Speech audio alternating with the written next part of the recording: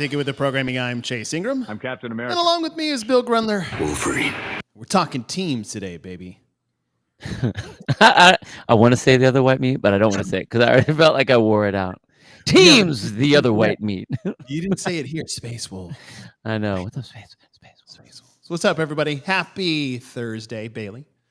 Caden, I heard you're doing Crash Crucible, I believe. Oh, sweet. Or maybe that's a different Caden. There's a lot of Cadens in the teen division this year. I know, totally. Patrick Anderson, is it considered double dipping knowing I have this podcast on in one room and Savan in another room running back and forth to listen to both? I can tell you what you guys do. Just turn Savan's off and come listen. They're done anyway. They're done. Yeah, they're done. Brian's done. Brian's traveling a lot. He's going to be super busy. You'll see him around a lot. There's the show. There you go. Yes, there you go. Follow Be Friendly Fitness on Instagram to get the lowdown of basically a lot of overseas competitions that will be going on over the next several weeks. Yeah. Is Madrid this weekend? Yeah. Okay. All right. They got some decent names on that one too. And they had last year too. Yeah. But that was when they did the old HWPO programming that were limited by space, time, and equipment, and it was actually really bad programming because of it, not because of HWPO. Yeah, that was the one that me and Jeremy did the commentary for. I was here. Jeremy was in Australia. Yeah. For the HWPO stuff. Yeah. Oh, I did not know that. Yeah, it was one of Weird. It was weird. Why did I not know that? I don't know. Really? Yeah. Okay. Well, there was some event that was over there. I don't remember what it was. All I remember was it was really hard to get everything all talked about and everything. So. Oh, maybe I do remember that. Clearly not too well. I don't know. This whole last year has been fine. Yeah. This marks this is a weird week. It's like this is the week I injured my shoulder last year. And this is also the week that my son started kindergarten on Tuesday, which that was weird. And it was my 9-year wedding anniversary yesterday. Oh, dang. Congrats, dude. 9 years. 9 years. And what's sad, and this is not sad for us, this is sad because the reality of what is happening in the world right now is that our honeymoon was in Maui. And no way. Yeah. And we're like, hey, in a decade, like our 10-year, we'll basically redo our Maui honeymoon. And we stayed right outside Lahaina. And all of the just horrific things that had just happened there in Maui. It was really sad. I mean, just sad and I don't know, horrific is another word. And all the BS going around it with, whatever, started it and where the fire did or didn't go. I mean, you're a firefighter. Like, how do you explain was it just kept palm trees as a part of that? It's almost just like kindling. Like, dude, I'll tell you what, man. Like, I know, like there were a lot of elements for sure. And obviously as a coming from a fire background, like that's the first thing I look at is like, okay, well, where did it go? What was the wind doing? Like I've seen fires jump freeways. I've seen spots jump freeways. And so, where you would think you have this nice big fire break that you don't really, depending on what the wind's doing. But what was weird to me was where it burned, how it burned, and even like what's being said burned. Like, and I'm not like a regular news guy. Yeah. But like every once in a while you hear from the regular side of the news, like, the deaths that have been or whatever. And then you actually talk to other people that are over there, or you get into some other platforms that have people that are saying some other things, and it's like way worse than what's being put out there. And that's the part that's really hard to see is just the fact that there's devastation. I mean, that happens a lot with wildland fires, but the way that it went down, just seeing video of people in the ocean in what looks like the aftermath of like bomb going off is just Right. absolutely crazy. I mean, I think that was the fact that people had enough, sense to do that, or that they could make it. I mean, I was Or hearing that they stories had enough about like, time to even get there. I think that's the horrific part. well, then the weird thing I was hearing is that a lot of like, and I mean, anytime, especially in fire, anytime there's anything that has to do with kids, period, it's always nasty. It's really hard to deal with. Yeah. But to hear that, there wasn't even the emergency signals that were going back, trying to let people know about it. It was so late that like, people couldn't get out. Yeah. The kids didn't even know that they were even supposed to get out. They thought they were doing the right thing by being in their house, but it's like, no, it was way bigger than what was out. It's just bad. There's bad. And like everything right now, there's just a lot of questions about anything. And I hate the fact that you can never really get, like, you have to take everything with a grain of salt, and that's just sad. On top of this massive, sad, horrible, horrific. Well, and how fast it spread, and how like quickly and all that. Like, what did Laura have anything? Because like Laura used to do. Yeah, her main thing was like wildland. She was like a wild California wild. Yeah, she was a hot shot. Yeah, a hot shot. Yeah, so she was. So she was. That was her. I mean, that was her specialty. Badass. What's really crazy? Actually, there's a movie that just came out. It's called Hot Shot. I think it's Hot Shot, the movie. Oh, really? Or hotshot.com, something like that, where they talk about wildland firefighters and a lot of the California firefighters. I just had an affiliate in my region, because Arizona is a part of my region for what I do for HQ. And it's basically it's a nonprofit firefighter affiliate, and they just named it CrossFit Hot Shots. Oh, no way. For exactly the reason of basically Hot Shots 19, that whole thing. Yeah. Like it's all in like memorandum. What is the word? In memory of? Yeah. For that. In honor of. Yeah. In honor of. Yeah. Wow. Yeah, that's cool. But I mean, we were talking about it, just last night, just like, okay, so where did it, like, when you look at that, like a firefighter, the first thing a firefighter is going to look at is like topography. And it's like, because the fire will go a particular way based on what the hill looks like, and what kind of, where the wind's coming from and all that kind of stuff. So there are factors, but that I mean, they have people that's their whole job, is finding out exactly where it started and how it ran from there. But this one just, it was, I've seen fast fires happen in California. I've seen it with light fuels and light grasses and stuff like that. But when it's jumping, like when you have buildings that are being eaten up this fast, I mean, like I've seen it in like bigger cities, they call it a conflagration, where it's like you have so much fuel, like with all the wood and all that kind of stuff burning house to house to house and building to building. Was it one in Colorado like a year or two ago where it was so hot and so fast, it just went through all the houses, but like barely touched the trees? Yeah, I mean, yeah. It's wild. It's just crazy. I mean, dude, fire's wicked. There's no doubt. So, but we if you guys, so there's a couple affiliates in Lahaina. I heard that all of them are okay. I believe that all of their members, or most of all, are relatively okay as far as like health and surviving, but it's going to devastate the affiliate community there, because they have basically lost, like, their members and community basically lost everything, right? And so gnarly. People need to remember is like, okay, for those that made it out, thank goodness. For those that didn't, obviously that's horrible. But that community there it's going to take, I mean, this is a long recovery process. And these affiliates are going to be struggling because their community base is now getting displaced. Like, yes, maybe nothing touched their affiliate, but everything else, all the members, people and members lost everything. So if you guys want to know more about what's going on with the Maui affiliate community, if you follow the affiliates, CrossFit Affiliates West Coast page run by Katie Hogan, she'll be posting a lot of things that are in support of the affiliate community there. I think just like Maui CrossFit maybe, or Lahaina CrossFit, they have like a Venmo there. And they're just taking everything they can and they're just going to redistribute it to the affiliates on the island there. So go to CrossFit Affiliates West Coast and you'll see a lot of information there. Actually, let me just see if I can pull this up. I've got a lot of things to pull up.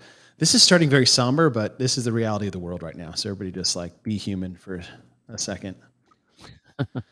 Affiliates West Coast. There it is. So if you guys go to Instagram, if you are in the West Coast for your affiliates, like you should be following them anyways. If you're a member there, if you are an affiliate owner, you get a lot of information on what's going on. I just put it in the chat here. If you guys are, that is not it. Do not click that link. Do not click that link, please. Can you erase that? Can you remove it? Let me see. Can I remove my own post? No. I probably shouldn't block you out, should I? Yeah, don't click that link. You'll join this show. I'll just be real. So they have like through their links here. There's a Lahaina CrossFit update. If you guys want to follow them, you'll get more information there. I'll also put this in the comments here on YouTube. It's just Lahaina CrossFit is their Instagram. There's a lot of support links out there. So please, if you guys have the time and the means, click through that. You know, $1 is better than no dollars. Thoughts and prayers do nothing other than make yourself feel better. If I'm being real. Well, and then the other thing is like if you are gonna donate something, donate to them directly. Yeah. Don't do it to like awesome. Okay. Yeah. Don't. There's a lot of. Sorry. Go ahead, Bill. I was just gonna say like don't send it to the big, massive general organizations type of thing. Like send it. There's enough of these like with CrossFit Lahaina or Lahaina CrossFit and what they have the different setups. Go to those ones directly and make your donations that way. That way you know it's going to get right to the people that are there, rather than having someone else decide where all that gets to go. All your niceness and generosity gets to go to. Yeah. So if you guys can go over there, search through, do the most you can, do the best you can. Something's better than nothing, always. But yeah, just freaking awful. So how do we switch gears here? You just downshift and go, teams, the other white meat. We're back on the Yes. All right. Did you get let me ask you, did you get to see any of the team stuff? So I started watching them today. I saw rarely any of it. And this year was a weird year for me broadcasting because some of it overlapped, some of it they didn't call, some of it was I was out of commission for one of those days. And so I had to go back and just watch the events because, I mean, we talked about this for the individuals. Teams on paper usually are just impossible to understand how things unfold. Watching it helps put those things into perspective along with that. So I had to go back and watch a lot of these things to help me analyze the programming better. 100%.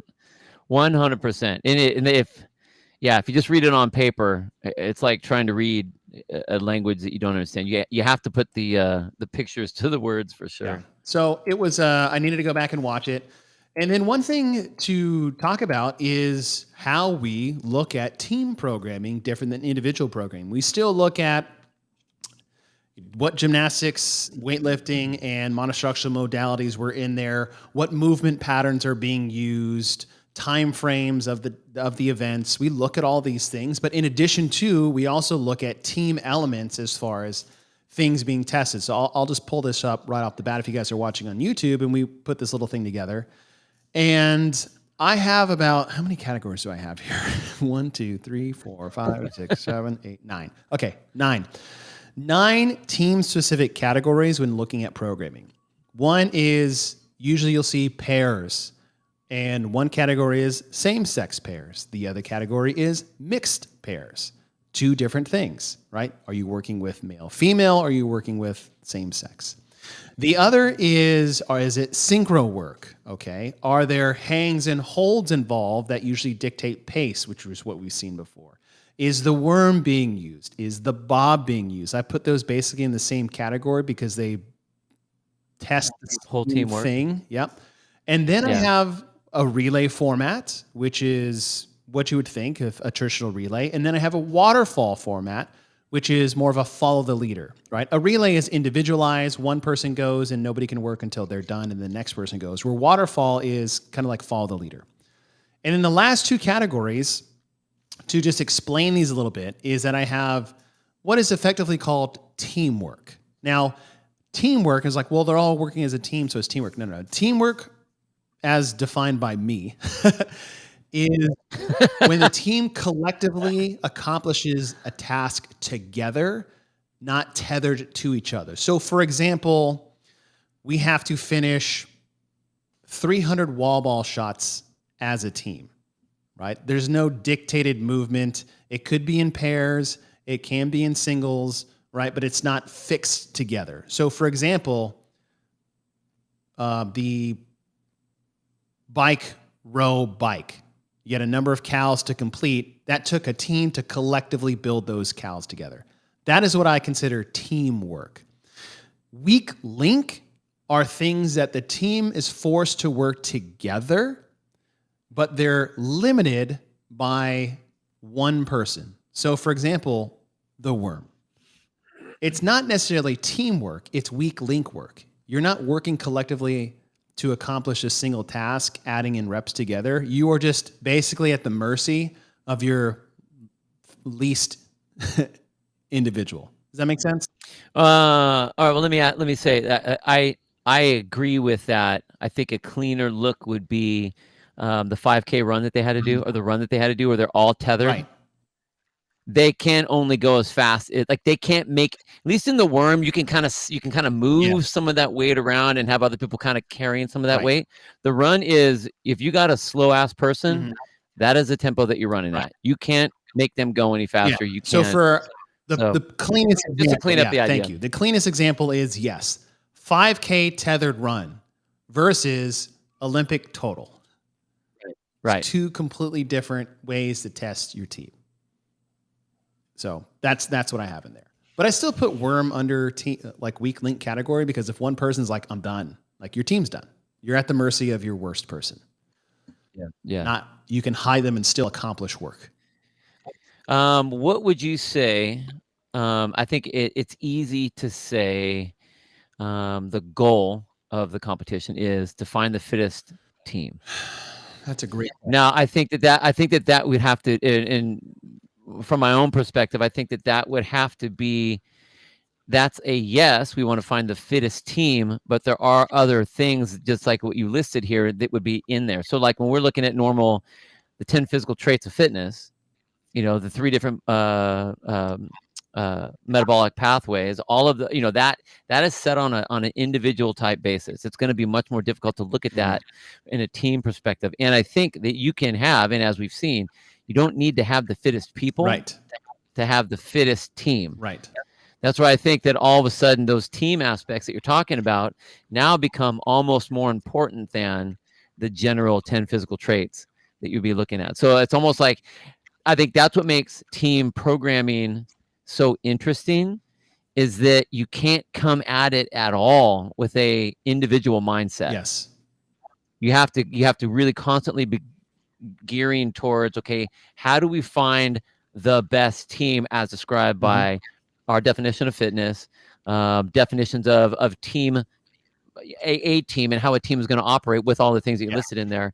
And that is not an easy task. No, because if it was just finding the fittest group of individuals together on a team, then different teams would win, right? Obviously, your team should be tested with fitness. You should, and all of these things we have categorized should be tested within a team competition. How do your pairs work together? How do your mixed gender pairs work together? How do you guys work individually in a relay format? How do you strategize in a waterfall format? What if you do bulk work together for team work? What if you do weak link tests to see Where is the cracks in your armor? Do we do holds and static? Do we do synchro things? So, like, are we going to use the worm in the bot? Like all of these things together to make sure you have the fittest team, the most, I would say, the best strategic team, the best teamwork team. Like all of these things come together, and that's why I think programming for teams is extremely difficult to get right. Oh, dude, I do not. It's hard. It's hard to read the team events, and I'm not saying that that's because that they're being done wrong. Just because when I'm looking at it, it is a very different. It's a very different programming technique.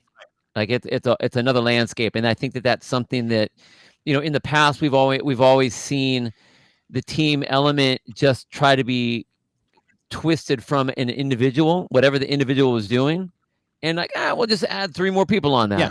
and we'll just add a couple more wall balls, and what the hell, throw a worm in there, and now we got team of stuff, and it's like, man, that's such a watered down to not find, a weak sauce way to find what you're really trying to find, and it is a very specific thing you're trying to find. It's not an individual fitness test, so it's really hard. And to give an example, I guess this is a question from Daniel.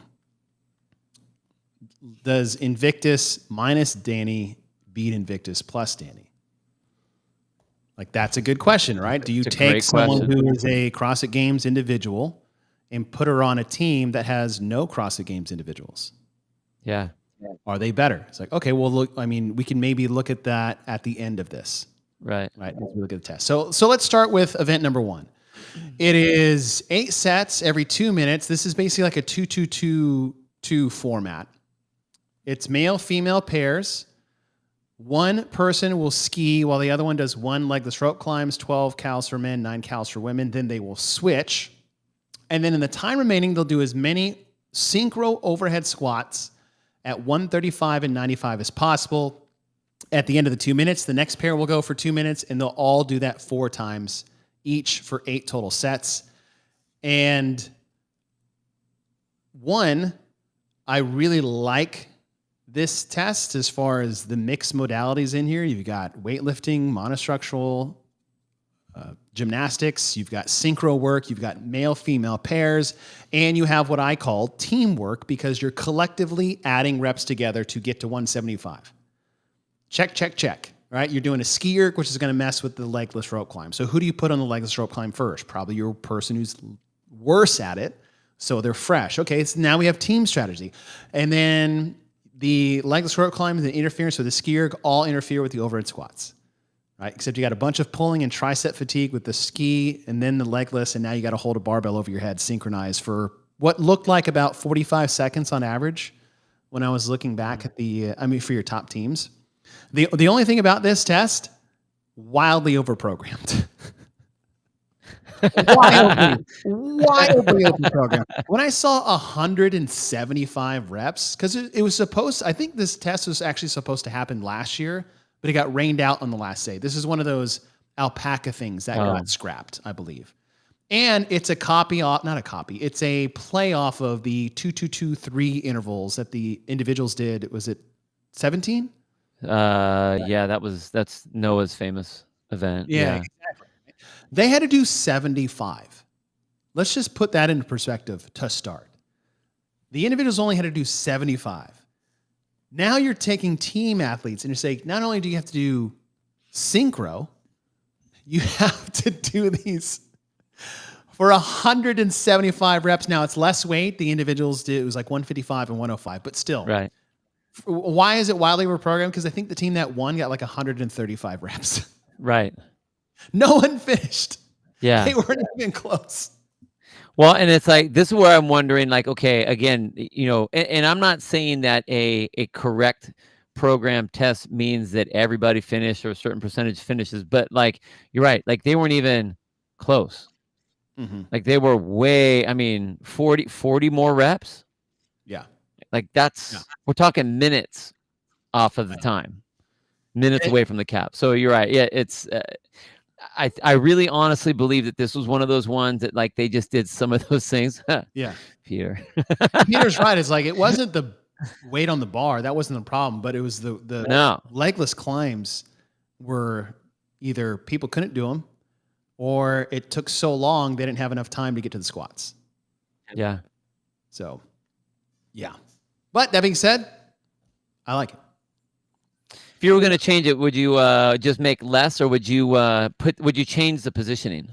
Like maybe put the overhead squat. If you're going to make it an overhead squat test to see, and that becomes your race. Obviously, you want to put the other stuff ahead of that with the time remaining. But would you I would keep just those change the same number. 3? Yeah. No, I like it. Just drop the number, make it 100. Make it 100. Let's race. Yeah. You want to have them race. Race. Not if you know you can finish, then you're going to push. Yeah. So that was it, right? And so things we're checking the box on is like, okay, we've got weightlifting, monostructural gymnastics, we're squatting below parallel, we're pulling on gymnastics, and we're doing a different pull movement stroke with the monostructural. Critical element here, obviously, it's synchro, upper body pulling, and shoulder stamina. But we've got mixed pairs, we've got teamwork, we've got synchro. So I like it. I like it. Good way to start things off. Yeah, totally. All right. Test 2. Honestly, I don't really know how to explain this that well. One, because there was really no explanation of it, and it wasn't on TV. And so what it came down to was a take off the individual test. It was AMRAP in 50 minutes, max bike laps, 2 bikes per team. Really, you counted all your laps total, and then the fastest lap thing, right? The time gate closed. So if you got past that line, you got the extra lap, and then your tiebreaker was who finished that last lap the fastest. And it was just collective. So we go from the test 1 into the bike test. Interval-based, basically, test for these. And really, I didn't know how some people, like, you could switch off any way you wanted. Like, it wasn't the women had to work together on one bike and the men. Really, it should just be size dependence. And at the same time is like, okay, you should probably put your fastest 2 people on the same bike to get that extra lap versus slowing down both pairs to maybe get an extra lap is how I'm looking at it. I don't know how the teams did it. But you definitely don't want to, depending on the size, like you don't want a 6-foot dude on a bike with a 5-foot girl, 5'4" girl. And the same thing for a 5'4" dude, right? It's like, okay, because riding on a short seated bike sucks. Yeah. So this just interval based monostructural test. This to me was, and I see this actually a lot in this particular games where it seemed like this was a runoff from the individual, and they just tried to throw a version of it in there. Like, hey, and I too. I'm like, why? Yeah, totally. I mean, I don't, I don't really think that it was needed. It definitely, as far as, I mean, I don't want to say don't put any event on a broadcast, but this would not be fun. I don't think this would even be interesting to really watch. Yeah.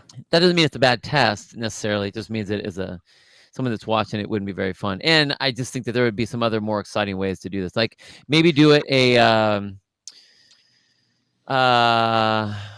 what do they? Oh, man, I don't even know what they call it now. What do they call like Indian Run, which they not allowed to say that anymore. So what do you call it? Yeah. But do something like that where you always have to have someone in the front and you carry your team around that way. So you still are. I mean, they do that at like Tour de France where it's just a team time trial and they can go as fast as they want collectively as a group. I mean, or then do it that way, which ends up being you might as well just race your slowest people.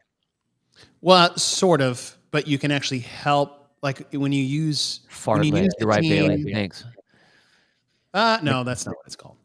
Yeah, it is. It is fartlek. No. Yeah, fartlek is when you sprint the straightaways on the track and walk the curves. That is not correct. Yes, that's what it is. Unless I don't know. I am completely wrong, and I check my math, but anyways, I don't know. This one to me, what I saw it on there, and I was just like, that just seemed like fartlek training is a kind of running training which involves random variations in speed and intensity, alternating bursts of sprinting and slow recovery jogging. Oh, which could be like an Indian run. No. Face. When you sprint from the back to the front. Yeah, no. And everyone else is jogging. Yeah, sort of. But no. I think far. It's also individualized, but it's okay. Yeah. Anyways. Thank you. Okay. Anyways. Moving on. I'm going to circle back to why I think this ruined another test here shortly. Mm-hmm. So, okay. The bike is the bike. Meh. Then we come to the team-only total. Everyone gets to lift. So everyone does 2 snatches. Everybody does 2 clean and jerks, and they add your weight together for the team total weight. Okay, this is how you should test strength in a team setting. Everybody should get to lift, add it all together, team setting. Fun. There's really nothing else to put on here. This is what we call teamwork. It's bulk work. Add all your reps together, testing strength, power, and technique. Cool. Then you come to the 5K run, and I'm going to bring the bike thing back here for a second. Here's what I don't like. You take a single modality weightlifting test, and then you come back to a single modality monostructural test, and you collectively add everybody's weights together to make a team score. And then the team that got rocked by the weightlifting test has a good opportunity to get even more points to their total, but then you limited them by their slowest person. I don't like this back-to-back. It'd be like, hey, we're going to do a weightlifting test, but we're only going to take your weakest person's lift. I don't like it. I don't like people running together with a rope. I'm like, we have enough weak link tests. You have the worm, the bob, all these synchro things. We don't need to do the same thing on a run. And when I circle back the bike, what I would love to see is an interval-based 5K test where everybody runs a mile for 3 sets with you in a pair. And it's your team total time. That's it. Mile run, back and forth, 3 rounds, your men's total score and your women's total score, and that's the score. But the reason why they can't do that is because they kind of did that with the bike, but right? You can't do it twice. But that was the thing. They kind of did it with the bike that way. Yeah, and that's what I'm saying. That's why I didn't like the bike there, because the way it wasn't clean. You can't do it twice. Right. But yeah. I don't like and it wasn't the weak link run test coming off the heels of a collective weightlifting test. We skew to the weightlifting once again.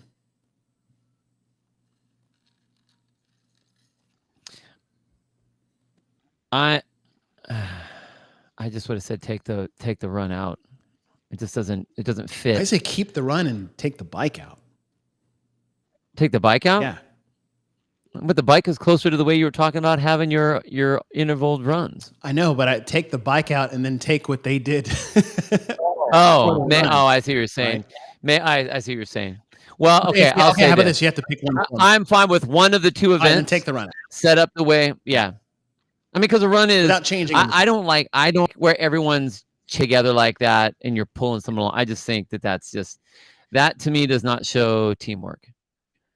Got it. At all. Yeah. No, it doesn't. I mean, you might as well just say, line up all of the slow people, and we're going to have who's the fastest of the slow people. That's what the race ends up being. Yeah. And I just that's not that becomes now an individual event, not a team event. Yeah. So don't need it. Yeah. That was. And this is when I knew that the 5K course was not a 5K. Teams are running sub 18. All in a chain gang style. There's no way. No way. Peter, I don't know if you're being serious or not, but it's testing the team dynamic. Can the team psychologically handle it compared to just measuring the fastest? No. You mean like having We're everyone already doing that. together? So we're already doing weak link tests. Just wait. We've got 5 events with worms and bobs. We're already doing that. We don't need to do it again. Right. And you just highlighted all your strong people collectively together, and we're not doing that for the run. It doesn't match up. I don't think there's any psychological anything on this because the person that's the weakest or the slowest or the least able will always have a psychological issue about the event. If you're the weakest on the worm, you're going into the worm like, shit, I'm the guy. Damn it. Yeah. If you're doing the bike, I'm the little one that can't push the thing. If you're not the strongest, I'm the one that you're going to have to lift big because I can't lift big. You're always going to have that anyway. So I don't think it's a psychological test. No, just shit on everybody. Okay. Moving on. Single modality. Boring. Yes. Now we have bike row hold. You have 150 cals collectively on the Echo bike while one person is holding while 2 people are resting. And you just go in this relay format. If that person kicks up and they come down in the first 2 seconds, you basically wasted whoever was on the bike. Now, if it's a bad person, great. Moving on. Maybe that's a strategy. Right? Into 125 cal row, you do a seated ring muscle up into a ring support. That's important. And then you come back to the bike and do the same thing. First off, I really like this on paper. I like the relay style. I like the gymnastic handstand hold while someone is pushing on the bike as hard as they can. And I love even more that you get 2 cycles of rest. Like, yeah, it keeps that intensity huge. Yeah, right? Yeah. This is great. And it's really cool teamwork. Who should I put where, right? And we saw this for like Proven. Should Tim Paulson have their best gymnastic holder behind him? Yes, he should. Right. Should he have their weakest? No, he shouldn't, because he's not going to get enough time to be utilized in the way. Yep. When you should come down, if you have rock star holders behind you, do I sit here and just like get worse and worse, or do I get off once I dip under a certain RPM? Things like that. Like, there's so much teamwork involved. I really do like it. I don't like coming back to the bike. I was like, okay. I would have liked to have seen something else. It could have been double unders. I don't think they did double unders. Did they do? I don't think they did double unders. It could have been heavy double unders while you hang from a pull-up bar, right? Something like that. I don't like the repeat. And the thing that sucked, and I said, it's like, we have to watch things to judge things. This is the one where on paper it was way cooler than it was watching in person. They didn't have any score, and that's really hard to do. I get it. But like, I did not enjoy watching this. Yeah. I just like, all right, people are holding and doing machine work, and I have no idea where they are until they rotate to the next station. Yeah, there's no way when you're watching. There's just so much stuff happening. And then you have 2 people that are out, 2 people that are in, that are switching whenever they want to switch. So there's no rhyme or reason about how or when they're going to decide to go. They can kind of do it as they need. And it makes it really difficult. I too really like the event, what it is. But as far as seeing it and trying to race this, like if I'm looking at someone else, another team next to me, trying to figure out how to race against them would be really, really difficult. Like everyone's kind of running their own race is what it ends up being. And it's like, we just happen to be up at the front, or, we just happened to end up in the back on that because we didn't know where we were going or how we were going. I mean, yes, there were some things like Julian's talking about watching Tim Paulson do his thing on the bike. And it's, I loved his Instagram post that he put up there. And it's like, what? You want me to get on there and do my thing? Yeah. Or you see some of the other, the females do that. And that was super cool. But it was hard to watch it. I still think it was a good event. Mm-hmm. It was a difficult one to watch. Yeah. No, and again, this is the hard thing with teams too. Not only programming certain events that work well with testing a lot of things, but making it watchable. Yeah. It's really tough to do. And Chelsea's question, Chase, would you have preferred if each member had a set number? No. Let them decide. I really don't like when they set numbers for rotations. Like, hey, everybody, let's do 15 cals per person. It's like, there's no strategy there. It's like, hey, just hold. I'll do my 15. Like, there's nothing. Like this opening up for people to do bulk sets. We've been waiting for some bulk set work to come. We haven't had that in years. I love it, and I really do love this event. What about if because it's all machines, and we've seen repeat machines, in other competitions and stuff. Why not just make it like the ski, or even put an air runner out there and have them run? I mean, I know we just did the run, but like you could, you don't need to repeat. You could pick something else. Dude, a ski for 100 cals on the ski and a handstand hold would have been nasty. Yeah. But awesome. Right. Yeah. But awesome. So only drawback here, I didn't like the repeat of the bike. Put a different thing on there. Yeah. If you make it a ski, I mean, shit, we run 4 different times and we like in this weekend. Throw another ski on there. Or, Caden, throw the C2 bike out there. Totally. Oh, yeah, that was a good idea, too. But, I mean, we've also done a lot of biking, right? So, ski. I go back to the ski. Yeah, I like the ski. I'll take ski. Because that ski combo, brutal. Coming off a handstand hold into the ski erg. Yeah. But that being said, this was really cool. Visually, it was not very stimulating. Probably better to watch in person there than it was maybe on the broadcast. Because I know some people really enjoyed watching it, but watching it on YouTube later, I was just kind of sitting there watching people. It's just all you see are just people moving everywhere. There's just like this constant shuffle. Yeah. So, okay. Test 6 and test 7. I find these really funny because this is a somewhat of a take off the individuals from semifinals, and also a take of what I wanted the individual semifinals test to be. So test 6 was male, female. So we have mixed pairs again. 400-meter shuttle run into max snatches at 185 and 135 in a 3-minute time frame. Female 1 goes, male 1 goes. So for reps. Event 7, 10 snatches at 185 and 135 into a 400-meter shuttle run for time. And the 2 basically were the tiebreakers for each other, which is what we wanted to happen for we got better. So let me do this. Like, hey, you guys got better from semifinals to here. Congratulations. You had tiebreakers. They offset each other. Thank you. Thank you for doing that. I like this. The double scored thing, it's a lot of points to throw out in one setting. We have mixed pairs. Again, we're snatching again. We started with overhead squats. We did max snatch, and then we have 2 snatch things here. So that's a little, coming back. Now, one was overhead squats, one was a heavy squat snatch, and everybody was doing power snatches for this. So it is different, right? We've got barbell cycling versus heavy lifts. I get it. But I did like this format. The only drawback there is just the repetitive barbell movement. That's it. I'm bummed that they tried to copy this off the semis and put it in with the teams like this. I like the setup.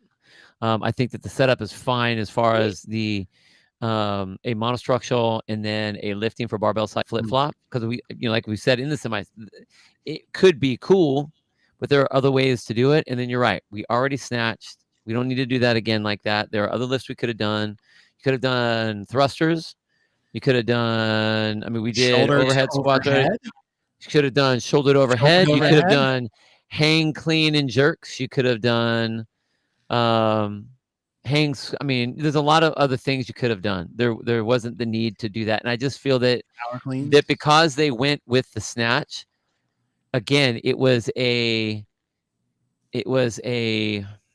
lazy way to program into this. And I don't mean that to sound like screw you guys kind of thing, but it just was like they didn't. It sounds, it's like an afterthought. Like, we'll just make it this way for these guys. Just put it in there, and I'm bummed about that. I'm bummed about that. I don't think it. You watch it. It was fine. On paper it's fine, but I would have picked another lift. I would have changed it around so it wasn't just carbon copy.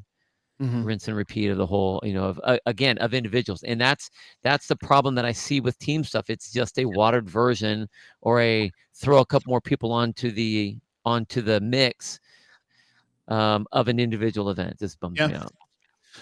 And aside from that, though, I do like this format, right? So No, if totally. I say, so now like bring the lens back to these two tests back to back. We're not even going to worry what was programmed before or after or what happened in semifinals. I like this because, like, who do you put where? Right. Do you put your fast people together, but they are also your strong people? Yeah. You put your strong people in the first one because they may get too tired from the run.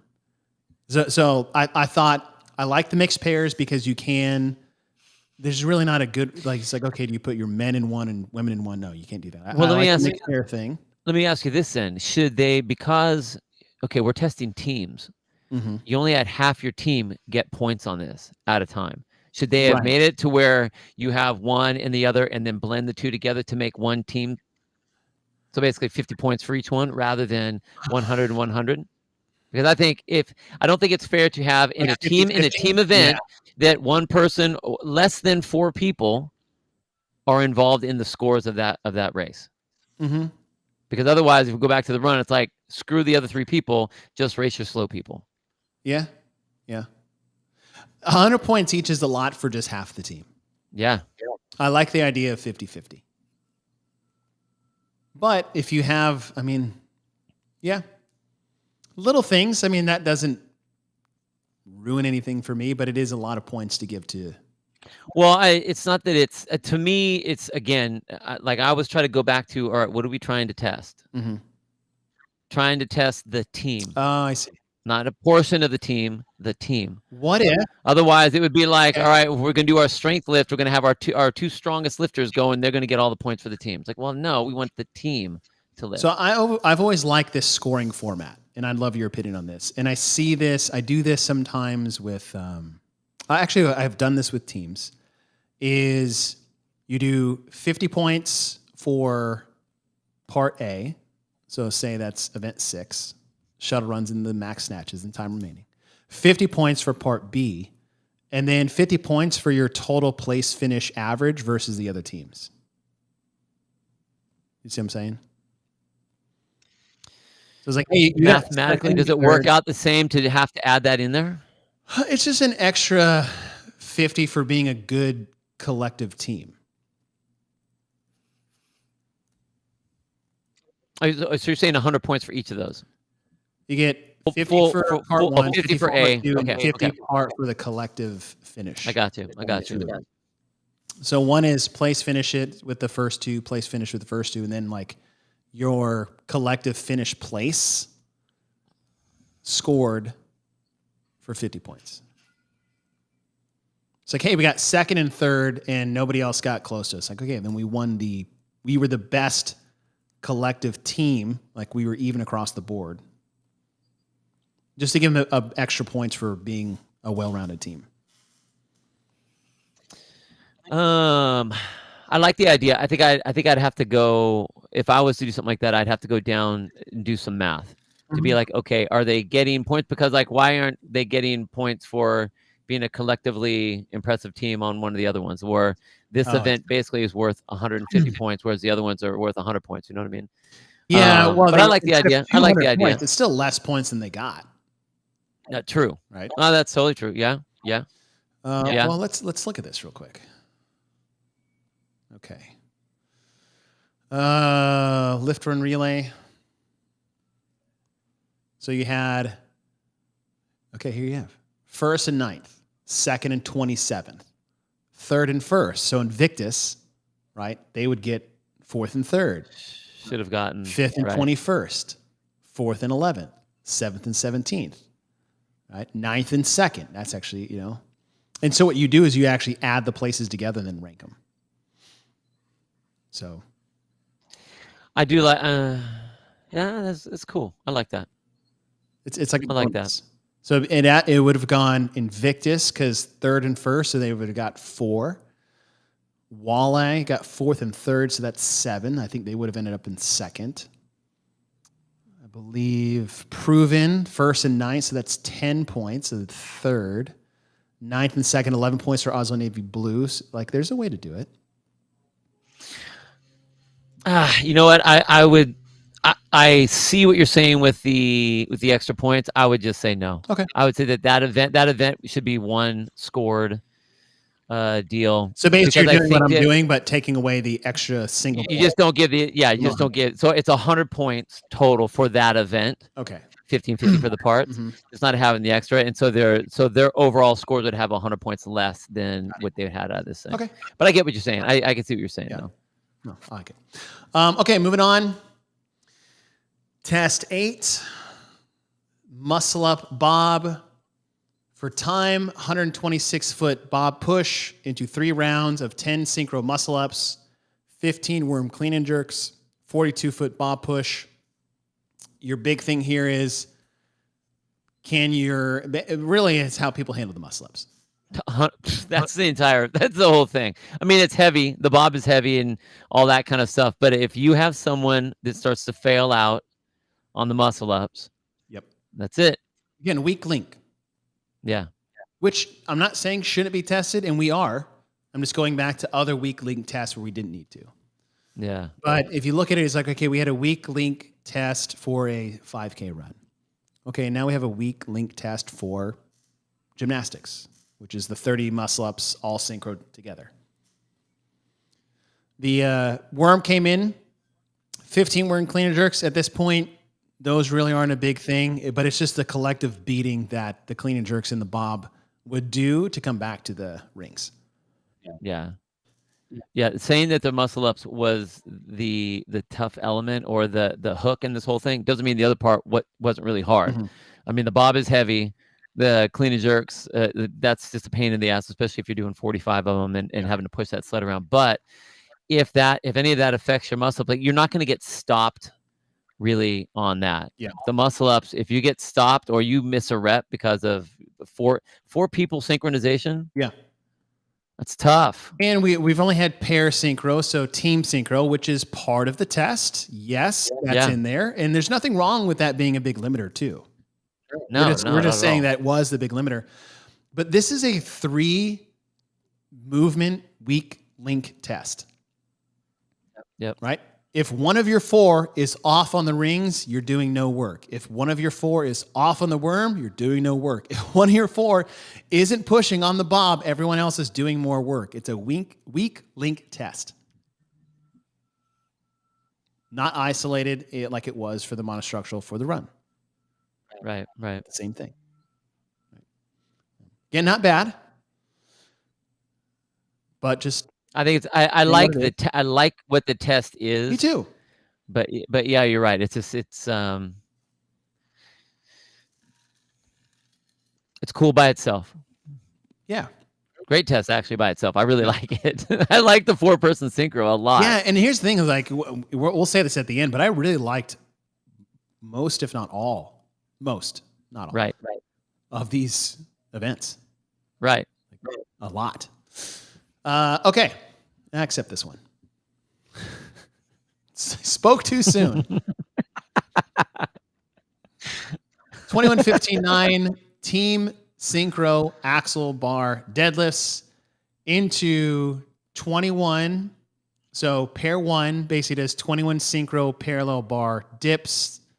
I believe it was male, female, forced into 21. Actually, yes, male, female again, forced into 21 synchro sandbag squats at 200 and 125, which is just that's a lot. Okay. And then they switch, and then 15, 15, 9, 9, except on the parallel bar dips, those reps stay at 21. Mm-hmm. And mixed gender pairs.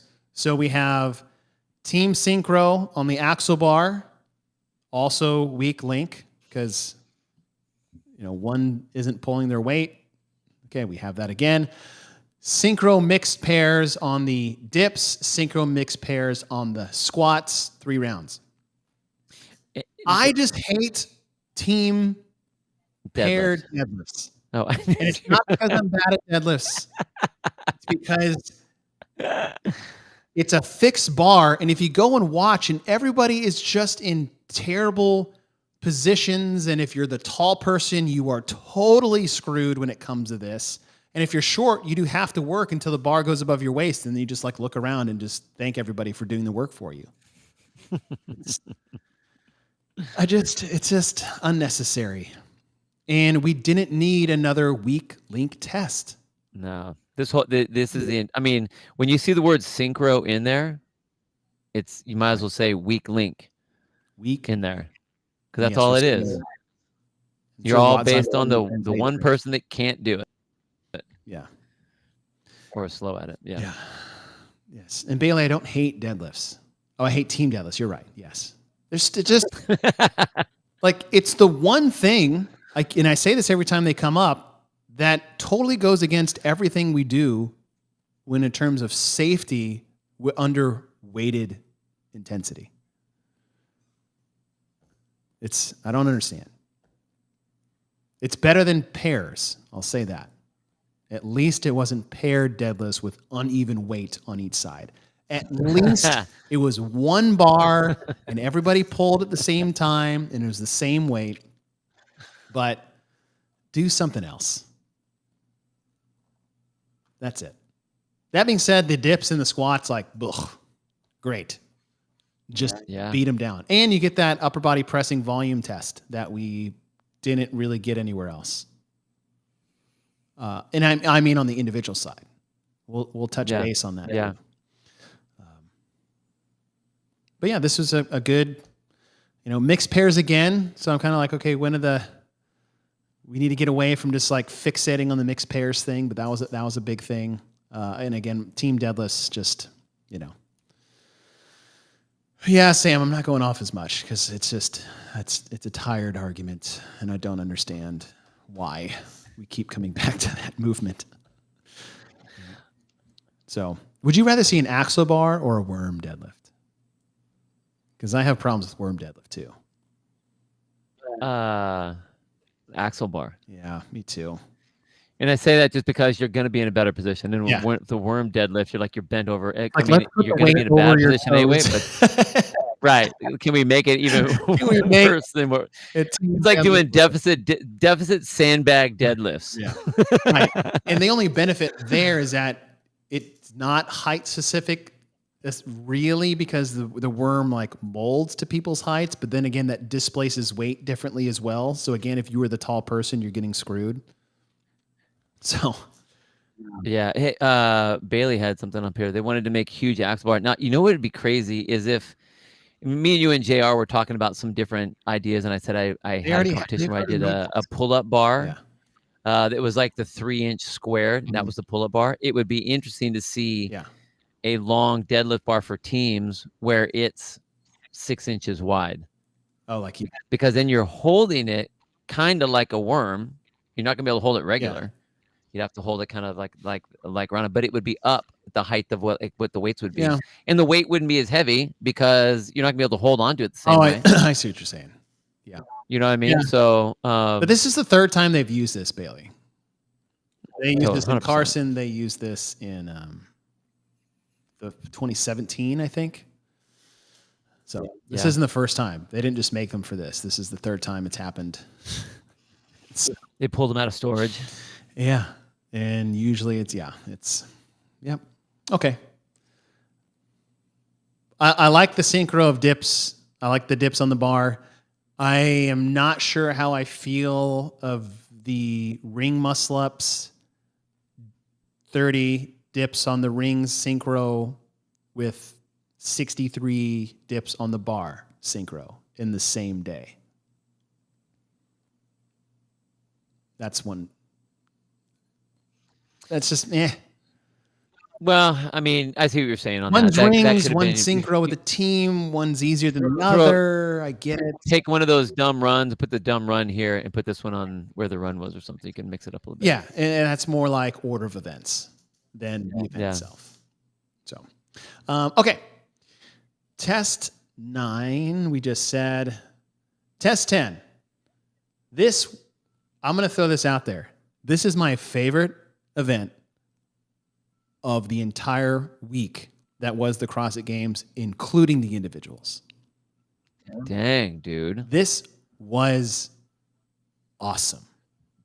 4 rounds, 500-meter run into partner Jerry Carey. It was 200 and 150 in a small pack thing. And that's the other thing too, is like when it's a bigger thing, even though it's the same weight, if you condense it more, it's just harder.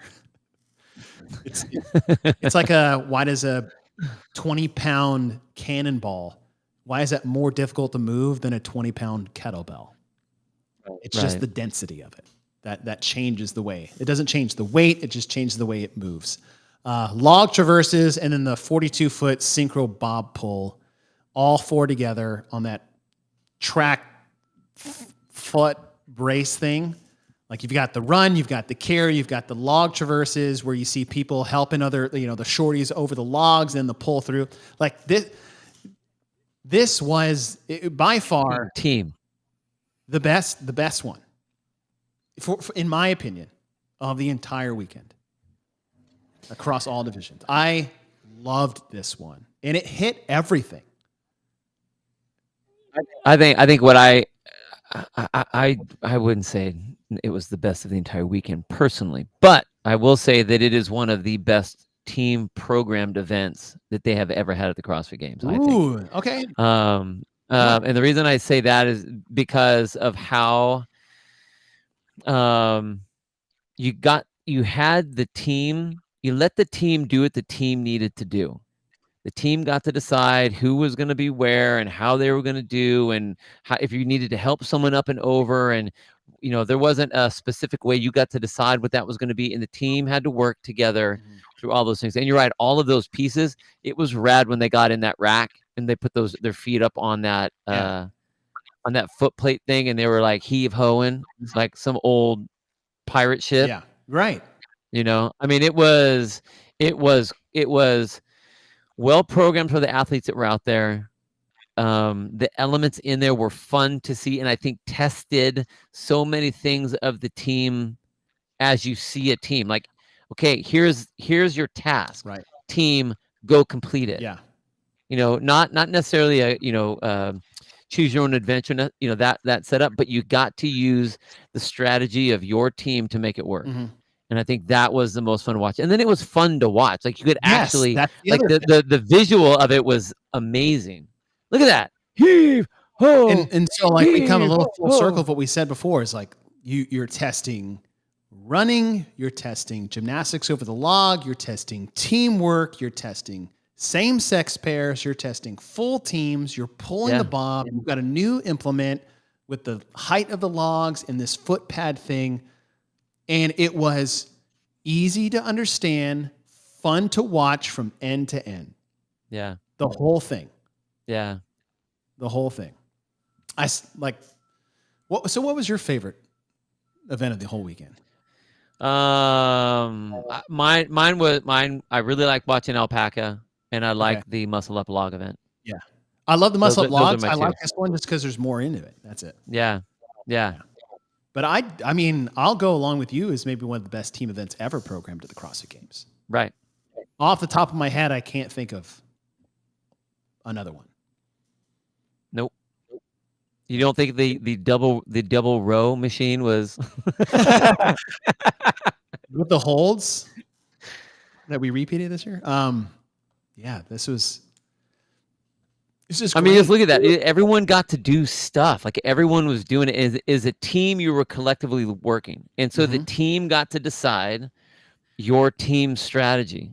And getting the bags over the logs was a unique part of it. These carries were a part of it. Like this is bag of the log, but like this is a big part of this event. Yeah, like the girls had to switch because it's awkward. Yeah, and heavy. Like. And then they run. Cool. Like it was just great, man. This is just great. Part of me wants to know, we've said that this season, so much of it has been that it seems like events have been kind of programmed in a vacuum. Mm-hmm. I want to know who came up with this one. How it came to be. That's what I would love to know, this particular event. Because it seems different than the other events. Yeah. You know, like, and I don't mean, and obviously the other events are different events, but I mean the feel, like someone definitely understood when this was being designed. The feel I get when I see this on paper and how it was displayed is that someone definitely understood how to test, what was being tested, what needed to be shown by the team, like really understood the team element that was being put on display here. That's what I think is cool about it. Mm-hmm. Because great. there's no rope that they have to hold on to Right. to drag someone along. No, you're still at the mercy of your slowest runner, but other people can get ahead so you can rest because they're going to be doing more work. I mean, let the team be the team. And maybe that's part of it too, because you have so many different elements within the test. It's like, okay, Right. everybody, hey, go run together, stay together if you want to, do whatever you want. Not hold a rope. I hate that rope thing. Yes, I know. Now pair carry this heavy bag, 150 for the women. Yeah. Like, I know It's they're just working awkward, together, dude. It's just awkward. Yeah, you'll see it here in a second how tough that was. Carried over logs, jump over the logs, lift each other up if you want to. Right? There were no rules. Yeah. There were no bumpers. And I really don't like when they put too many bumpers on the team competition. It's like, here's the work, get it done. Right. Run where you want to, carry how you want to. 2 men on the bag, 2 women on the bag, get it over the logs, get to the end, and then everybody pull this thing across the field. And it just looked cool. It was easy to watch. Like, I enjoyed watching this end to end. Yeah. This is great. Absolutely great. So, hell of a Sunday test. Any other thoughts on this one? No. Yeah. Lots of love. I mean, it's just good. It's just I good. just want to watch this now. I know it's not going to make a good podcast. But I love, like, look how awkward that is. So Right. these guys, all these athletes could pick up their bag by themselves. Yeah, it would you know be what I mean? easier to use as an individual. Right. Like, if I put the bag on your shoulder, we would move this better. I wonder if there was a rule about that. Like, you had to hope use there the was. handles. But look, and the other thing, like we said, the density and the compactness. Like, when did any of them have any struggle? Like, none of them, if you're like, hey, just clean and jerk a barbell over this log. Right. They'd laugh in your face. But they can barely do it together as a pair. I mean, it's banging in legs and in their, all off kilter. It's just great. It's just great. And just the raw fitness and athleticism of jumping up and climbing over something that just reminds me of house parties in college, getting busted by the cops, having a hot. I mean, I never did that. But. Totally. I heard stories. Yeah. And then this pull together. Just great. Just great. All right. Last event. The worm is back, but man, this was great. When Dave Castro was announcing the final test to the athletes and then I don't know where this video is, but it was somewhere, but he's like, but wait. And he pulls out the earthworm, which is a tip of the cap to the original worm from 2013. 2013, 6-person team, all wood logs, basically knotted together with a climbing rope.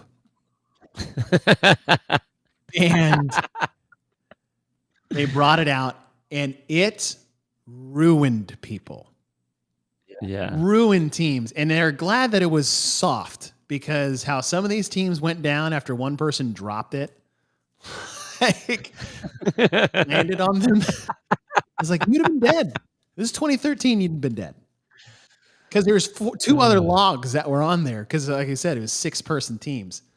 Yeah. And final event kicked off with this 192-foot handstand walk as a group in a waterfall style. Everyone, you didn't have to. You basically bet on yourselves. Like, unbroken handstand walk across the floor. Everyone had to finish and then do it all the way back. If one person fell, depending on where they were, right, everyone would have to go back. So if the first person fell, everyone would have to go back. If the last person fell, then they were just the last person. So that was cool. Yeah. But then you had to make sure, and the teams that were just like going for it, just basically like followed each other 10 foot behind and just hoped that the person ahead of them was doing a good job. And they're like running up on each other. I know. They didn't come down too. That was awesome. They're like bumped and stopped. Yeah. Stood there and then kept going. Yeah. And then you had worm thrusters and worm lunges with this earthworm all the way down, and teams had to figure this thing out on the fly and thruster, squat, lunge, nastiness on your way back. I really enjoyed this too. We got below parallel in 2 different ways. So much teamwork in 2 different ways. Weak link again, twice. Handstand walk coming in. But as far as it went and moved, I liked it. I thought the last day was a great day. A lot like the individuals. Yeah. The last day of individuals programming was fantastic. And the last day of team programming was also fantastic. Because you went from, let's just say we cut this day off. Full, get the work done as a team in 3 different ways to test the group. Awesome. Running, carries, pulling together. Then you come back here and almost do complete opposite movement patterns with lunges and squats and handstand walks. And then it was waterfall style, trust your team, into weak link, figure it out on the fly, team strategy and teamwork. The last day was great. Yeah. And I think this is the way this event was set up.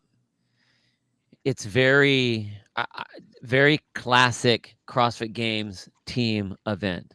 Like when I think of the CrossFit Games, or I think of most team events right now, I'm always thinking of the worm. The worm is always there. Mm-hmm. This is very classic. It's put in a great place because you're going to be forced to have a really good race. I like the handstand walk to start it, to kind of get everyone. You got the anxiety. This is the last event. You're going to get into it, and then the rest of the time, it's like, all right, now we have to be a unit all the way down. And you miss reps, or someone's out of sync, and then how it buries your team after that. I think it's just a very classic setup. So I like it. Yeah. I don't like when the entire competition is the worm. No. But I liked how this setup was. I thought it was good. But worm and bob, necessary at the games, tradition at the games, like good testing of a team's cohesiveness and poking some holes in their individuals. Right. Which I thought was cool. Yeah. But the earthworm it's totally different. Oh man, it's so bad. And it's, if you are used to being the short person that just kind of passes the worm over your head during thrusters and clean and jerks, and you're like, I don't know what the problem is. And then you got dunked on by 100-pound sandbag for the first time. Yeah. That was cool. Yeah. It's like you actually feel the worm for the first time. Yeah. That's the worm. You're like, is it always like this for you guys? With your weight. Okay, so little additions here at the bottom.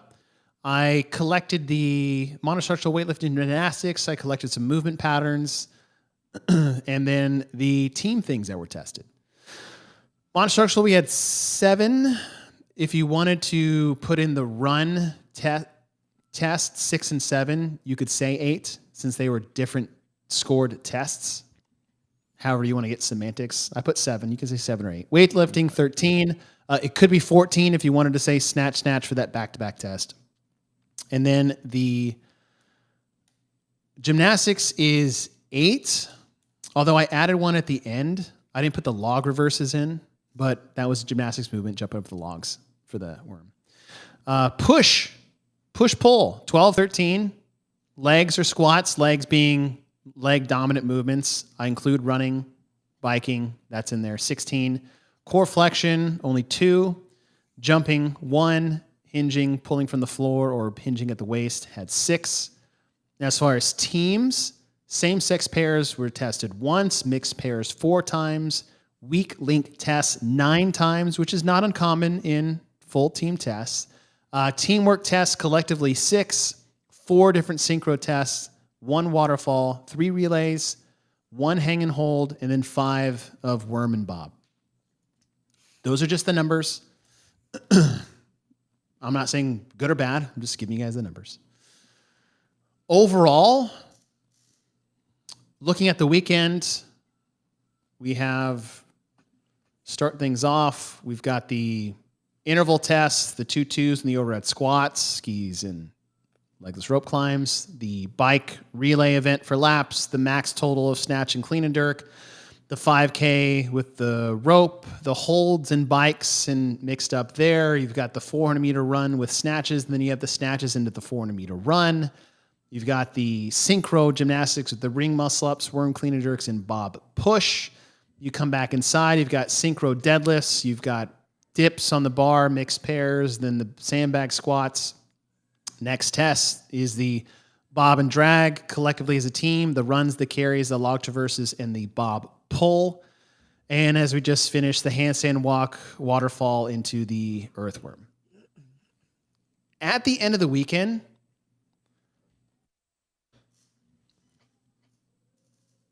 your top three were clearly your top three because they were just head and shoulders better than everybody. Right. It was wild how close it was not. I believe there's 120 points difference between fourth and third. Yep. It was just an Invictus, Proven, and Oslo show. Was that indicated of the programming being one way or the other? No. That's how much better they were than everybody else. Curious things. You look at the gymnastics movements. You got legless rope climbs, handstand holds, a seated L muscle up. That was isolated before you got to the ring support because some people had trouble with that. I think some people couldn't do them, which is weird. Yeah. Yeah. Parallel bar traverses is one of those. You have ring muscle ups, you have bar dips, you have the log traverses, and you have the handstand walk. If you look at those, the critical ones, there were some major and minor ones like a P-bar traverse, minor. Like an inconvenience. A log jump over, minor. We're not putting those things in. The big pull elements were really the rope climbs, and I would say for some, that L muscle up. And that's a little bit of a stretch. But the pressing, the hardest part of synchro ring muscle ups is the dip out of the rings. And that's where everybody fails. Rarely ever does anybody fail the pull. And with synchro, it's even harder because you have to hold the top and wait to be synchro together. That's a lot of pressing being tested for the teams. The handstand walks together as a team, that was a major component of that. And if you weren't locked in and dialed in, you were not a good pressing team. And the dips on the P-bars, 63 synchro, not easy. So there was actually more pressing gymnastics being tested in a critical format than there was pulling. Yeah, by far. I think everybody was so fixated on the pull. It's like, no, there was more there. Weightlifting, you had overhead squat, snatch, right? Snatch for weight, power snatches for speed, overhead squats for reps. You had a max clean and jerk. You had a worm clean and jerk. You had a bob push, 4-person deadlift, sandbag squats, jerry can carry, jerry can over the log, bob pull, worm lunge, worm thruster. And the movement patterns were very even across the board, almost all around 6 or 7. And even some critical pieces like overhead squat. I mean, okay, you got a squat and the pressing stability overhead. Snatch, same thing. You got everything in the snatch, right? Hinge, pull, speed, press. Same with clean and jerk, power cleans or the power snatches. All right. Worm clean and jerk, a bob push, a deadlift. Like it was actually fairly balanced as far as movement patterns are concerned. And you come in, it's like, oh, well, we only saw the barbell twice. Same for the individuals. But they all got tested in different ways there. And then monostructural, ski, bike, distance run, echo bike, row, 400-meter sprint run, tested twice, two different things. And then basically the 500-meter rounds per run for 2K total. Top to bottom, the more I looked into this, and I know the big thing that jumps off the page for especially people that were there is that there were no gymnastics tested on a pull-up bar. But like I said, you've got legless rope climbs, handstand holds, seated ring muscle up, ring support holds, ring muscle ups, P-bar traverses, P-bar dips, log traverses, and handstand walks. What did you want to get tested? Synchro toes to bar? synchro chest to bar pull-ups, synchro bar muscle-ups, like would that have been better or worse of an overall test? Or was it better for you and your team? Right. Right? To me, I look at this is just because we didn't have a pull-up bar and what we saw programmed, this is more like the odd object strength testing or weightlifting testing. Did we need the pull-up bar for it to be a good programmed event?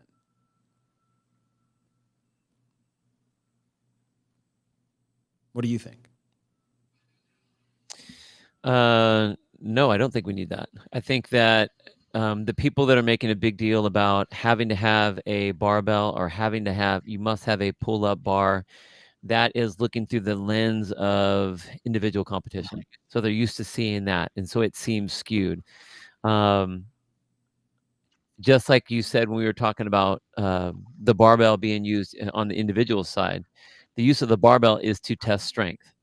And if we're testing strength in other ways, whether it's carrying a funky object off to the side with your partner, or you're using the worm, or you're moving the bob, you're pushing the bob, you're pulling the bob, I mean, you are lifting with the heavy clean and jerk that they had in the snatch that they had, but I think that they are moving a lot of weight.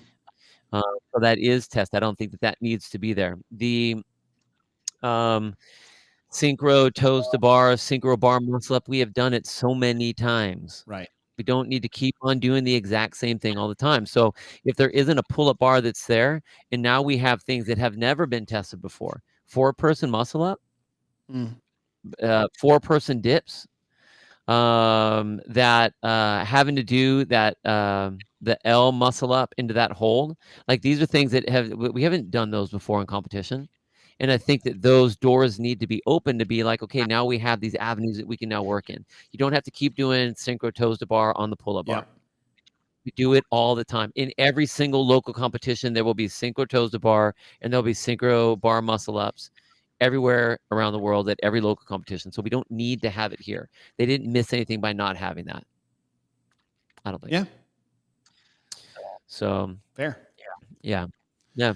Okay. So overall, we'll go through our Element 26 thumb tape review. Out of 2 points, we can use tenths, quarters, however we feel like. When I look at day one, we have basically 2 interval tests. We have an interval with overhead squats and pairs, and then we have an interval on the bike. Day 2, we have a test of strength and a test of endurance. One is a collective team, one is the weak link with the rope, whatever. But that's like a Boz parallel, right? Who's the strongest and who has the most endurance. Right. Okay. On day 3, we had those tests where it was holds and machine work. So a monostructural gymnastic pairing. And then we had a weightlifting monostructural pairing later with like sprints and snatches. And then as we got deeper into the weekend, the team tests really started to pile in. Right? I think it was a slow start to the weekend. And I heard more noise in the beginning than I heard at the end. Because you had like, okay, 2 intervals, 2 basically monostructural isolated tests, and then no real teamwork. And then as we got over the weekend, like better and better and better. I think the programming improved as the weekend went on. After what I've seen for the last 10 years of programming, I actually think this is one of the better ones we've had in a while. Overall. Okay. End to end. What did I give? I think I gave individuals a 1.4. Yeah. I'm going to give this a 1.5. Okay. 1.5. My thumb goes backwards. There we go. I give this a 1.5. Like, strong team, still things I would have liked to have seen not played out in the way they did, but isolated wasn't bad. The biggest one I have was the team 5K with the rope, the team deadlift barbell thing. But after that, yeah, and maybe how some things were placed together on certain days. Yeah. But good. So I give it a strong 1.5. I actually enjoyed it more than the individuals. And not saying I didn't enjoy the individuals, but I give it a 1.5. I am a little bit more critical than you are on this. Not crazy. I'm gonna go 1.25, which is the same thing that I did on the individual side. I like what's very hard. It's hard to judge the competition when there are certain events that I'm like, dude, you knocked it out of the park. I think, like the one that we said was the best, at least team for the team event. Yeah. The Bob's a Drag, like that's one of the coolest events I've ever seen on the team side, that I like so much. I mean, I think it's one of the best programmed team events that have ever been done. To have that, and then to have in the exact same competition, a 4-person all holding onto a rope 5K run as a team. Like they don't even seem in the same ballpark to me. And so I feel like this games, and I'm hoping that it changes after this year, is that in it, because it's been this way the whole season, is I feeling that that events are being programmed in a vacuum rather than how are they all put together. Because even like we talked about, single modality, all on one day, not even necessarily being it just seemed like you're going to do the exact same types of events virtually. I mean, like, day back to back like that. I didn't like that. The Olympic total, fine, I get it, but I don't like when for team programming, I want the team programming to be done by someone that is like, team programming is my passion. I want to be able to showcase the teams, not, well, the individuals did this, so we're going to do that here. And the individuals did this in the semis, even though there were team events in the semis, but we're going to make the teams now do what the individuals did from the semis at the games. Like that to me just seems, like I said before, lazy. That's the only thing I can really say. I love the entire last day. And if you look at the entire last day, you can see, I mean, I was trying to look around on which events would be like, what's the one event that basically pegged your top teams. I think between those two events, you have that. I mean, you could have had that last day with all these teams, and you would have been about the same. I feel like, you know what I mean? And so because of that, it makes me feel, the other thing is on the lift, the fact that you have 2 people are getting 100 points at a time, and then 2 people, there were things like that that just knocked me down on that. But that whole last day, that was a lot of the plus to me. I mean, there were a lot of other things that were kind of cool, but I still think we have a ways to go. We have a ways to go. Some good programmed events individually. Some of the events I think were great, but they didn't fit together right. So a couple to kind of mash out a little bit, but that's where I am with that. The 1.25. God, Bob's a Drag was so cool. Yeah, that event was rad. Yeah. All right. Teams. Phew. Trending up. There you go. Right? Trending up? Sure. Yeah. I like that. I can't even remember what they were last year. Last year was weird. Last year was weird. It was weird. Yeah. Not a lot of teamwork, I believe, last year, but this year more. Yeah. Much more. So trending up. All right. Let us know what your review is in the comments. We'd love to hear your opinion on things. If you guys did compete and you have some other opinions outside of ours on how the weekend went, please let us know. We always love feedback, especially for those that took the test versus others that are just talking about the test. Other than that, man, well, you got to come in. We got age groups.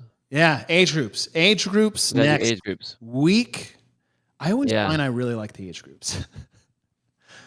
Right? I know. I don't know what it. I know. It's almost. I don't know what it is, but I don't remember what they are off the top of my head. I just know they did sort of Helen, and the way it was done, I will have to turn my back on my favorite event. But more to come on that. Other than that, you guys have a great rest of your week. Have a great weekend, Bill. Good to see you, brother. You too, dude. Take care, everybody.